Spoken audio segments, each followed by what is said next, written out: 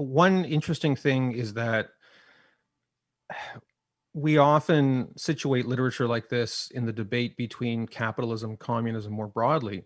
But Platonov wrote his book at a time when there was a very important division within communist cadres about the correct way to, to implement communism. Um, in the book, there's all these denunciations of the so-called kulaks, sort of petty property owners. Often people who were denounced as kulaks were actually just ordinary farmers who had some private farming possessions. And we now, in stereotype, communism was like poor people versus rich people.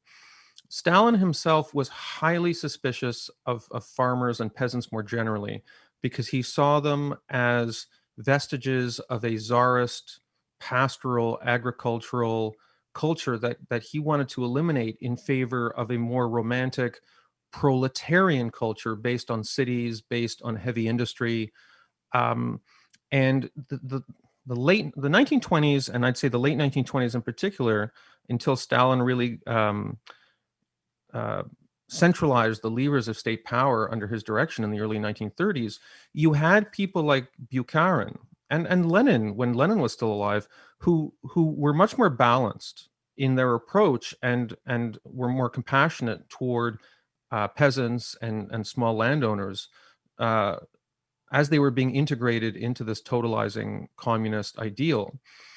Stalin was not like that at all. For him, uh, class warfare really was a form of warfare and was completely ruthless, and not just against peasants and kulaks, but against ethnic minorities in the Caucasus who he deemed to be inconvenient to his plans. Obviously, millions of people dead in Ukraine. So this isn't just an attack on communism.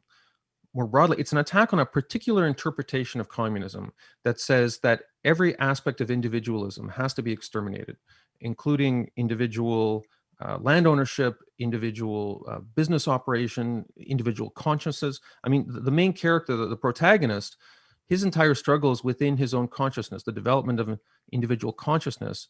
And by the end, there's this sort of joyless, mirthful approach that he and others have where they've extinguished their individuality, and they there's this pantomime of joy that they express, at like how at one point he says, well, I'm so happy now, I've been reduced to nothing because everything has been collectivized, I have nothing left of my soul.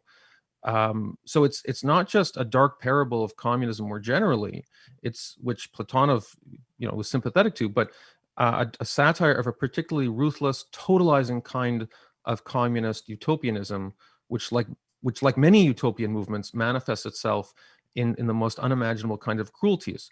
And that's the absurdism that, as horrifying as it is, that gulf between utopian rhetoric and grim reality, that gulf is so vast that out of that can come a certain grim kind of absurdist humor, which Platonov does a wonderful job of capturing.